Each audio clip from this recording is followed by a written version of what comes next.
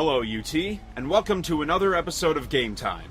I'm Nolan Tashin, and this week I'm reviewing the game Grand Theft Auto V. Grand Theft Auto V is the latest incarnation of one of the most popular franchises in gaming history created by Rockstar. It recently broke records such as being the highest budgeted game in history and the fastest game to hit the $1 billion mark in sales.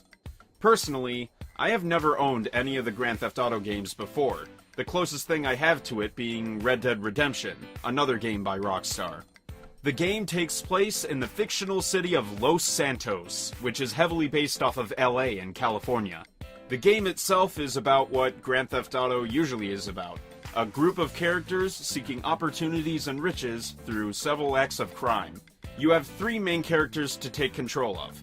Michael, the retired professional thief with the worst possible kind of family, Franklin, a thug from the streets looking for a way to leave his crazy aunt's house, and Trevor, who has a very, colorful personality. As far as I've gotten, because this game is very long and I have yet to finish it, the story is pretty much like a mashup of The Italian Job, Breaking Bad, and any HBO show.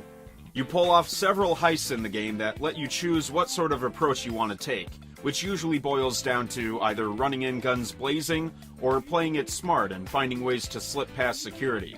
The graphics look amazing and are very realistic, making it worth the long loading periods when starting up the game.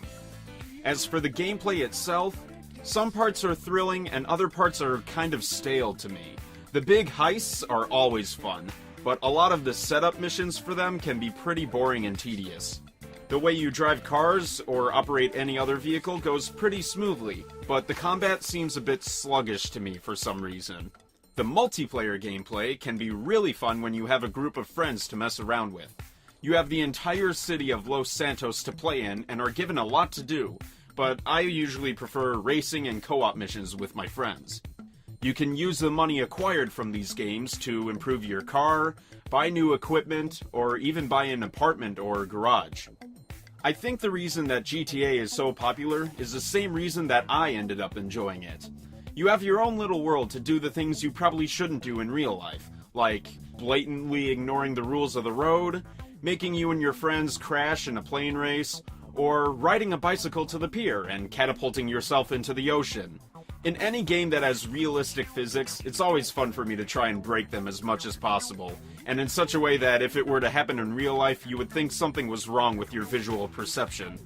What I didn't like about the game is that there are still a few technical problems that Rockstar is still in the middle of fixing. Another thing that my friends and I absolutely hate is how everything in multiplayer is crazy expensive and the co-op missions do not pay off well at all, forcing players to either grind for hours on end or give in to the bad side of Rockstar and use actual money to get the nicest stuff. Some parts are also pretty intense and graphic, more so than the previous games. So, sorry little Billy, but this game is not for kids, and it never should be. Overall, the game was okay. There are still some bugs to fix here and there, and the single-player mode doesn't keep me entirely engaged. I'm not sure if it lived up to the hype it created for itself. But the multiplayer can be very enjoyable with friends, and the ridiculously massive environment gives players the freedom to go anywhere and do anything they want.